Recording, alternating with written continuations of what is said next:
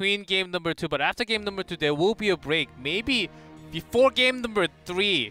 But we're talking about Tempest. They are an experienced team. Last year, they won the Global Championship Summer too, as they have the brothers still in the team and Hong Kono. And as we go into game number 2, it will be Sky Temple. As you mentioned, the macro fight here will be real. We even saw a few Zagara games on this map, and we saw the maul usage, just like kind of like Void Prison for the zoning to trap all the supports in there so they could focus all the other targets. Do you think we'll see Zagara coming in? Possibly. Well, if it was the old TNL, then yeah. I would always open the possibility of Sniper picking Zagara because he was such a god on that hero. This was, of course, before the rework, so it was a very different hero than what she is now. But overall, L5, there's a reason why they picked Sky Temple. They absolutely love this map. They were even stronger on this map when the Hunt Illidan was a thing. It's not so much anymore because the cooldown got nerfed from 60 seconds to 100 seconds, so it's not as always up anymore. But I believe that L5 will still definitely take Illidan if the situation seems right, because Jungha is such a good player on the Illidan. And Tempest decide to mix it up immediately. Yeah, I think this is a great adaptation. That's what I wanted to see even before coming into OGN tonight. I knew that L5's priority is Tyrael, so Tempest, of course, has to know that. I was even thinking of maybe there will be a Tyrael ban coming out, but instead, because they have the first pick after losing game 1, they will take it away from L5's hand. Now, is Hooligan just going back?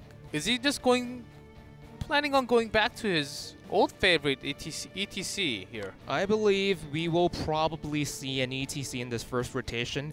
I don't know how happy L5 will be about it because, you know, generally you would want to save the warrior pick for later if your main tank had a wider hero pool, but that's not really the case for Hooligan. So they will think twice before deciding to pass up on ETC in this rotation. And speaking about Tyrael, Sign's Tyrael is a bit give and take. I mean, when he's on point, his sanctifications are absolutely godlike, even prescient. It's like he's seeing 3 seconds into the future and using sanctification before all the enemy's skills hit. Well, if you... Well, not to take it down, but if you use sanctification 3 seconds before the future happens, okay, maybe not 3 seconds. Okay, so maybe a bit less than 3 seconds. But the point is there. But there'll be lots of question marks in the chat. Yeah, but when he's on, he's on. But when Sign is off, he starts throwing games outright on Tyrael, so he will have to be careful. And Lucio, we mentioned before, even before going into the Game 1 draft, that Swoi's Lucio wasn't that great at all, whereas Hong Kono, probably his best hero right now is Lucio. He's undefeated on Lucio, 4-0 in recent weeks. So, very interesting from L5. Both of these teams are taking away each other's favored picks right now. Tempest has taken away Tyrael from L5. L5 did the same with Lucio. And the response, I feel, will be a double... Okay, so not a double support. I'm glad they gave up on that idea. And Greymane. Greymane also can be explained as a bit of a takeaway because L5 has a much higher priority for Greymane compared to Tempest. L5 pick it in nearly half their games and pretty much whenever he is available compared to Tempest, who has sort of been on the board about Greymane as a whole. Uther, though, is a very standard, usual pickup, so not too much crazy stuff going on in the first half of the draft. L5, especially against a weaker team, they just picked up Hyper Carry Greymane, and with their teamwork and individual skills, they just ripped the other teams apart. With a similar draft, and now I also feel like it's a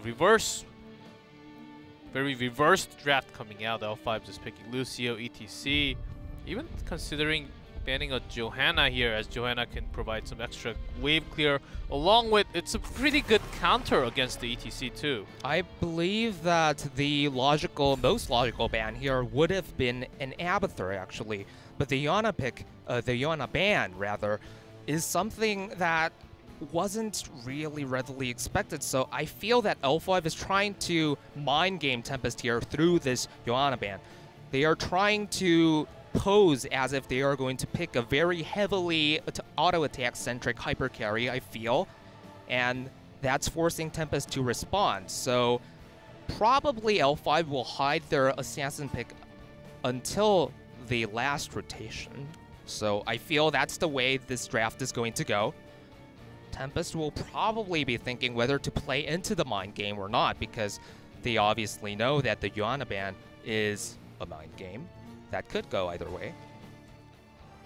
So of course, without any DPS, there are lots, and L5 did pick lots of Vala in Sky Temple. Had Q, even with a Genji there, had Q poking, doing some damage to burst it down, and Genji just picking up the kill with the resets. Not so sure about this Rehgar ban, actually. Me neither. Maybe L5 is thinking that they will again come in with a dive comp Genji, or even Illidan, as you mentioned.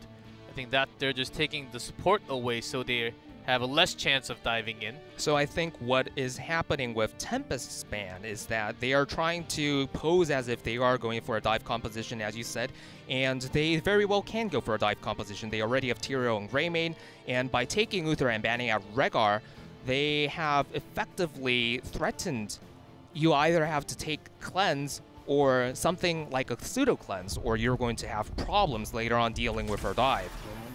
But L5 don't respect that at all, don't take Brightwing or anything like that, and just go for the Tassadar Sonya. So a high priority is seen for Sonya in this game, I feel, and Jungha has always been a great Sonya player, so I feel that the Sonya pick works in both ways. If piloted well, it can deal well with dive compositions, and it also serves as a deterrent, a sub-deterrent to Genji in a way, because Jungha has always been a fan of using Sonya to deal with opposing Genjis. So a lot of intentions that can't be seen on screen but can be thought out going on in the draft here. I feel like Sonya is not the only one for their damage, though. They are bidding into this. Are they going to pick Vala, Lunara, or even Tracer? What are they thinking? I think that's exactly what's going on in Hyde's mind right now, as Tempest has the last two remaining picks. It's gonna be Genji Dehaka to counter whatever is going to come in. They have Genji and Dehaka together, bringing that isolation on in their hands too. So as expected, Tempest going for the dive composition, and so L5 Sonya pickup was proven to be prescient. Very nice drafting by both sides so far. I'm also a fan of this Dehaka as well. I believe they were considering Abathur and Dehaka, or Falstad, I guess. I mean, if they were Fnatic, then they very well could have gone for something like Falstad and just played that composition, but Tempest isn't really a fan of that kind of style. So I believe Dehaka was a very decent pickup. And L5, as we talked about, saving their ranged assassin, their main DPS for last, and it's Vala, which validates, retrospectively, the Yuana ban. So overall, very well thought out draft by both sides, I think. There's not a single pick here that I really disagree with. So it should make for a great game. Both teams want to do different things as well. Tempest will definitely be looking to abuse the global mobility advantage granted by Dehaka, whereas L5 will be the stronger side in team fights. Well, we'll see as we go into Sky Temple, as players are loading into the game. As both sides are very balanced draft, I feel like, of course, the winner may not be decided. It will be decided after game 2 and 3. Let's go into Sky Temple game number 2.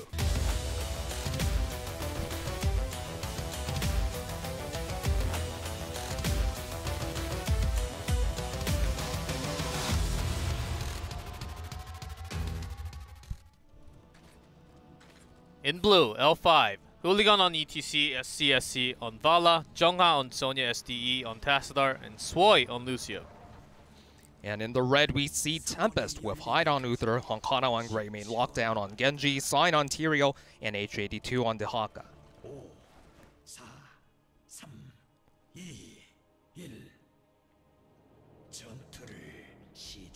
See, it is Q Vala coming out with Sonya has taking block for the strong solo lane. There's a drag already.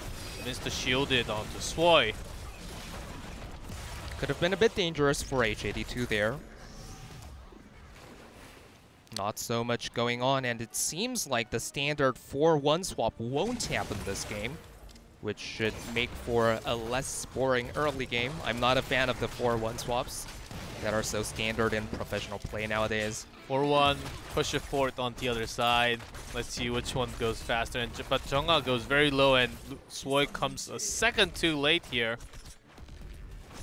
Maybe he didn't really expect Genji to appear there. Maybe he was just contesting against the Dehaka for a moment. Pretty nice opening from Tempest, really, and Sonya, despite taking block, will fall to the very early gank. I think that's a very good start for Dehaka, especially as he will have a tough time against solo laning Sonya on the other side. Genji will have to... Actually, Dehaka joins the bottom and tries to get another... That tongue was long. A lot of early game mistakes coming out from L5 sides here, and the Sonya first def was okay, I think, but this def sort of screws up their entire early game rotations plans. Not entirely sure what is the reason for this breakdown in communication, but not too much going on so far from Tempest sides to abuse that momentary advantage, so it should be okay. But Dehaka will gain access to Brush Stalker pretty soon. I think it could have been a much harder lane, especially the top lane, which they just basically gave up and they're just doing wave clear instead. For Tempest, I mean. It could have been a harder time for Dehaka, so actually going down, getting a kill. Meanwhile, Dehaka could have been doing nothing, just soaking in the XP. I like this choice from Tempest, as they don't like to have Snowball onto the other side. Swoi with the heroic taking the tongue instead of Sonya. So, pretty nice play there.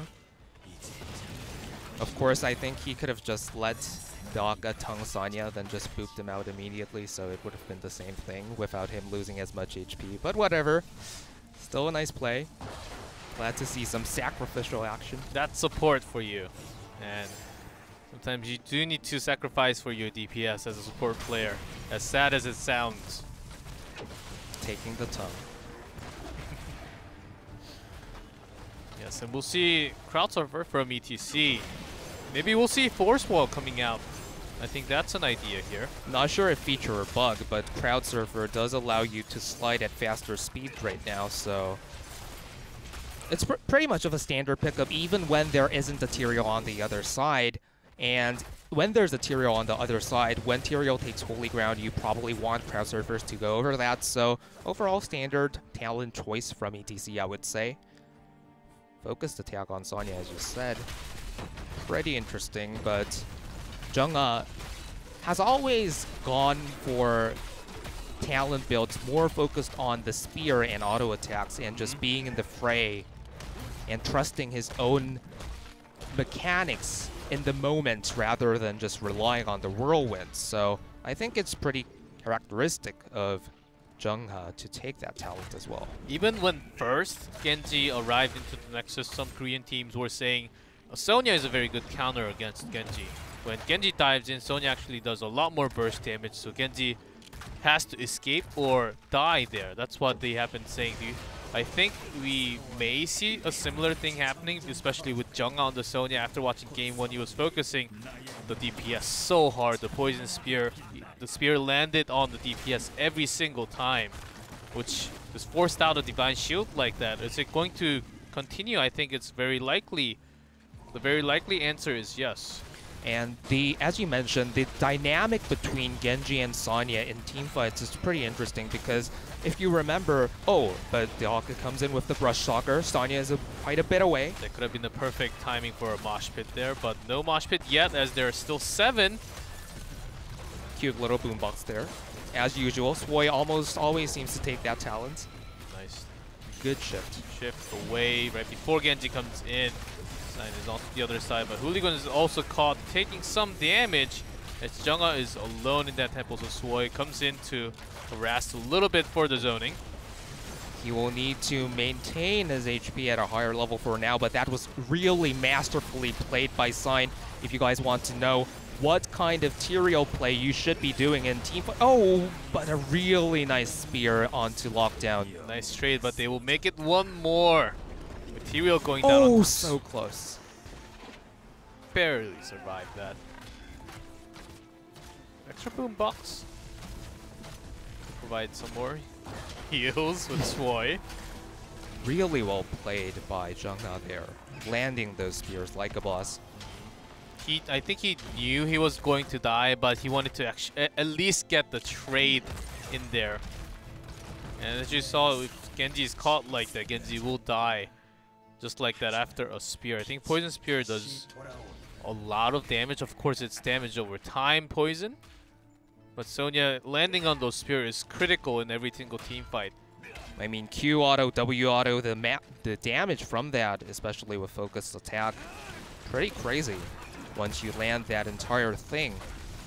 And as you said, the exchange, if you exchange Sonya for Genji in this particular battle of the compositions, then I would generally say that L5 would benefit from it, simply because Tempest need the burst damage from Genji to take down the double support healing from L5. So that's something they would want to do. But as I was saying, oh god. Talking about burst damage, man. Oops. SCSC, this is his second mistake in the game. Both of them happened in the bottom lane. Well, that's because of Judgment locked in from the other side, providing extra CC. You have to pop the sound barrier here too. Another drag on to Jungha Kid. Oops. May actually be enough. And that's spearing a minion. Of course, it's hard to land on every single damage. That would have looked very different had he hit the spear, yes. But I guess that's what happens. That's exactly what happens in the Sonya Genji dynamic. You either hit the spear and win, or miss the spear and lose. Jungha and Lockdown are 1-1 in that regard, I guess. The second one sounds like my Sonya when I play Sonya all the times. Oh god. But as you mentioned, the Judgment pickup from Sign, very smart on his part, and this was something that we were also talking about before in the draft as well, because when they banned Rehgar, they were taking away the last support with Cleanse that was really meta. Of course, Lili and Brightwing are still there, but both of them aren't quite in the meta as much as Rehgar. So Tempest was threatening that we're going to pick a dive comp and use Judgment if you don't take a support with Cleanse. But L5 said, no, we're just going to take Valid or stuff like that instead. So both of these teams are playing their composition exactly as intended, and it's great to watch a game like that. Yeah, without Cleanse, we'll be lacking the supportive. May have to drop down the sound barrier for a single ally, and I don't think Lucio will be very happy with that for sure. But on the other side, Mosh Pit threat is real, because Tempest also does not have too many CC for themselves. Oh, misses the slide. It was close. But because of that Hooligan, I think we'll have an easier time locking in multiple heroes in that Mosh Pit and to start dancing. Not alone this time. We saw lots of crazy moshes happening last night, but I don't think it'll be similar tonight. The lack of Xantification, though, could allow for some funky moments, since Tongue and Uther Z is the only things that can really cut that off, and both of them are pretty melee, so very possible that they all get caught in the fray, as you said. Sign being extremely aggressive with the Q, but since most of L5 were revealed on the map, I guess that Q is justified. Pressing Q immediately to waltz into that camp, though, was not as much expected. As you said, I think Sanctification is, of course, the obvious pair with Greymane, and even more with Genji because it is a dive comp. I mean, it goes both ways, right? You either dive harder or defend your dive after you go in. Not sure how to describe that in concise words, but see. I think Tempest needs to find picks, though, if they chose this. Just like what they did with Bala at the bottom lane. So they're going in here as they are changing the momentum a little bit Gonna push into the fort. Sonya is still on top. Deaka can join into the team fight anytime.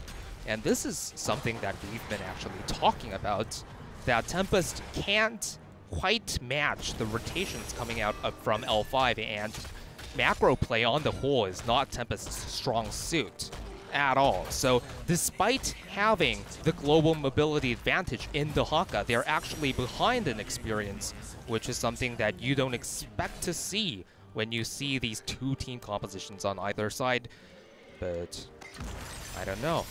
Generally speaking, Tempest has always had a problem utilizing global mobility outside of joining a team fight for a 5v5, because the person calling all the rotational shots is usually a Hyde or Sign, which are not people that are piloting those heroes with global mobility. Generally, when you have a Falstad or a Dehaka or something like that on your team, then you want that person to be calling the rotational shots.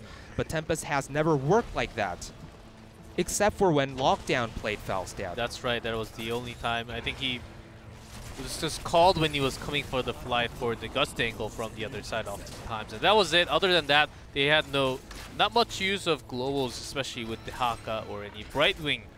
Rarely, but sometimes.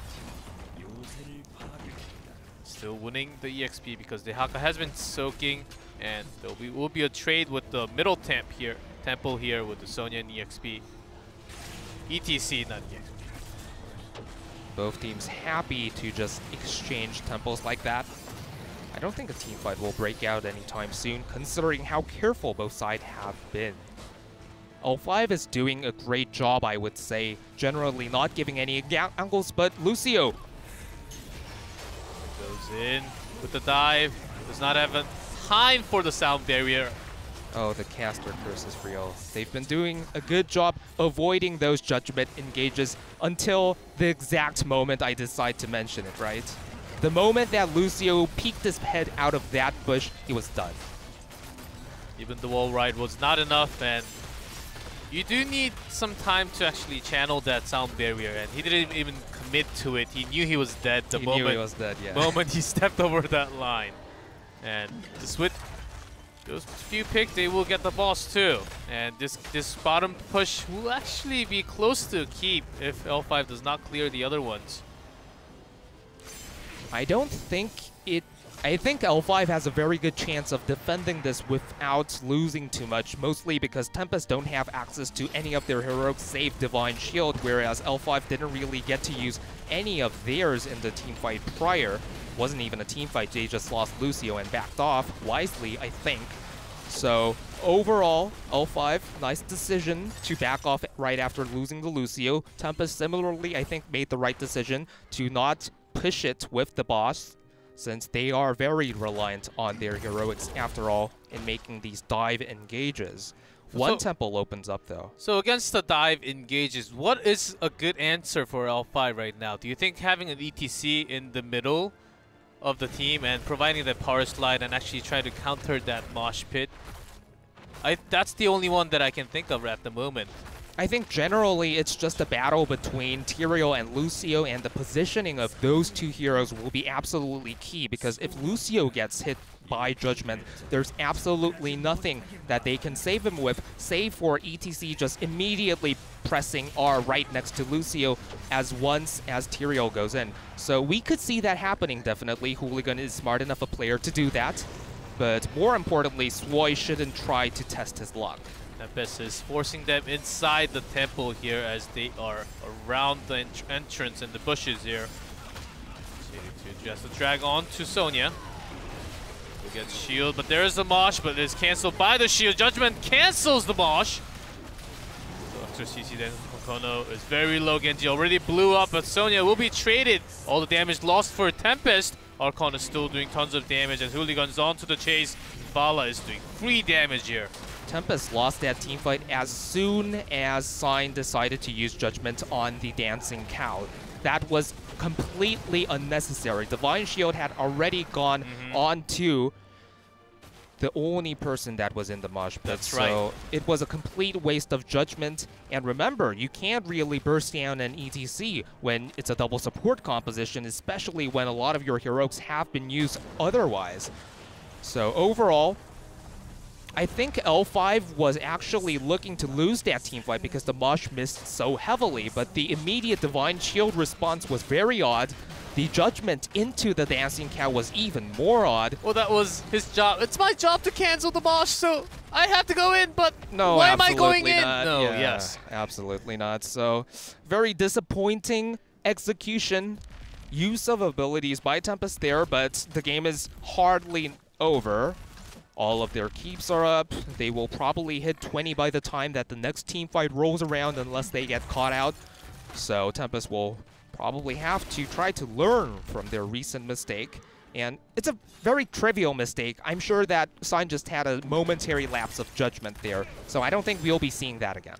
But they have a good window coming back. L5 did hit 20 first, but they do need to wait for the cooldowns to come back online. So, and Tempest do have all the keeps alive. That's the important thing. They also have the global, and L5 is trying to punish, trying to pressure a little bit here because they have the advantage right now.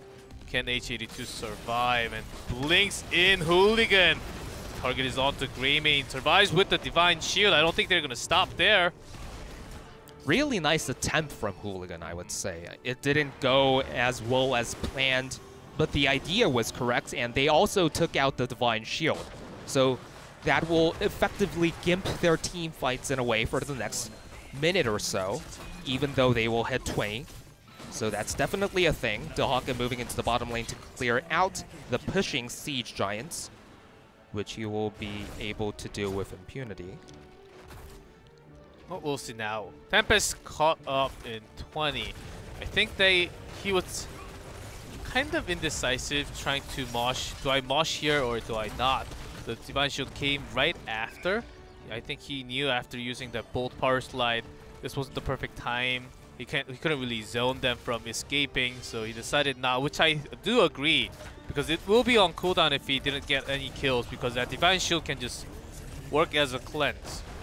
Sign took Hyper Judgment, Super Judgment, Superman Judgment, whatever you want to call it. The thing Extra that lets range you... judgment. The that's the boring... something. Yeah, I mean, but...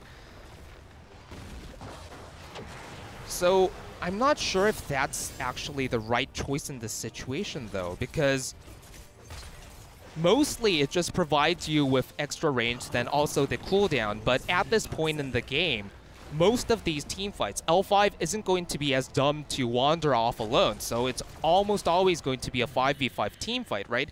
And there's only a limited range that you can dive alongside the Tyrael that swoops in from an entire screen away. Greymane has a limit to his range on his E. Genji similarly with his E, although his E is pretty long.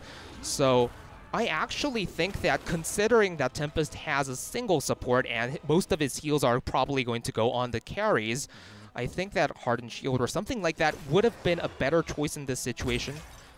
But we will see as Vala also got an upgrade in the range. I think it could have been a little bit harder to have the not upgraded judgment to hit on Vala, or Lucio will be careful in the back line even more now, as they're just AFK from the keyboard. And in 45 seconds, you do have to move, guys.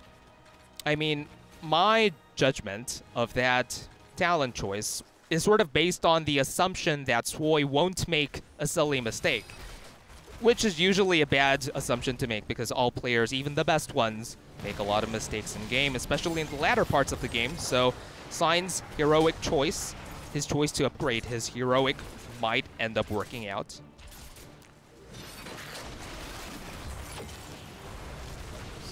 They do move. Sign gently fingering his R button. He is so tempted to just press that onto Swoi right now. Oh, this top tempo, I don't think any team will be considering this, but after this, that was a close spear. This team fight is for the boss, for the tempo, and it is for the game. That's why both teams are being so cautious right now. Just trying to have vision. have all the information of what's going on around the boss right now. I think Tempest, after clearing the... This works better for Tempest because they have H82 who has the Haka, can also use the global to join into team fight anytime. So Tempest starts the boss. They do spot L5 going up. But conversely, as you were saying about the Haka being able to defend the bottom lane, Tempest are the ones down with 2 keeps, so that works against their favor. L5 is going for the core. Decent decision to take this boss, it seemed, until L5 made a really good decision to rush core. Probably will back off though, right? They did make the yeah, right they decision. Absolutely don't need to risk this right now. They are 2 keeps up, almost 3 keeps up even. And just going home, defending the boss would be the better thing to do. With Seems like they will lose the bottom keep, but for 3 keeps, I'd say that's a fair trade, or a very, very good trade for the L5, as they can just out macro this entire game, as all 3 lanes will be pushing super hard against Tempest. Because this is so late in the game right now, this keep will probably go down. And Tempest will probably try to look for a forced team fight because they don't want to handle the macro game with being 3 keeps down. They do have Sanctification. Honkano takes so much damage from Sonya. He goes down, but trades for Vala. That's a good trade. SDE now pops. The Twilight Archon will be continuously doing damage. Same for the Dragon Blade, though. Lockdown doing tons of damage. Jeongha surviving the front line as Hyde is just running away at the moment. The Dragon Blade continues. Wow, that's a kill for sure. If it was before level 20, then you would be a fan of this exchange for Tempest, but simply because they have access to Twilight Archon now, even though you take out Vala, there is still plenty of damage on L5 side, especially with Sonya in the fray as well. So Tempest, they're deciding to take the team fight there was pretty telegraphed. That's what they always do when they're severely behind, and 3 keeps to 0 is pretty much the definition of severely behind. So I can't really blame Tempest for making that decision to just very clumsily force a team fight 5v5 like that at the core. And they did execute parts of it pretty well, but overall L5 dealt with it very calmly, partly because it was so telegraphed, as we mentioned, and they will be able to take game number 2. That was a risky choice by Tempest because they knew all their keeps were down. They had to make a move or they will be out-rotated and may not be even able to fight and lose the game. So they had to make a choice there, and I think it was the right decision. But it was a risky one, and the risk obviously did not pay off. It cost them the game. But after losing all the keeps, I'd say Tempest made the right decision there at the time. And how this game turned out to be, I believe, was expectable right after Game 1 finished. Because Tempest's double support strategies were absolutely done for right after Game 1. It was clear that L5 had prepared so much to deal with all those strategies, and Tempest felt that as well. That's why they suddenly defaulted to just picking Uther in Game 2. But clearly they did not practice enough with single support compositions, and there is a reason why Tempest leans so heavily towards double support.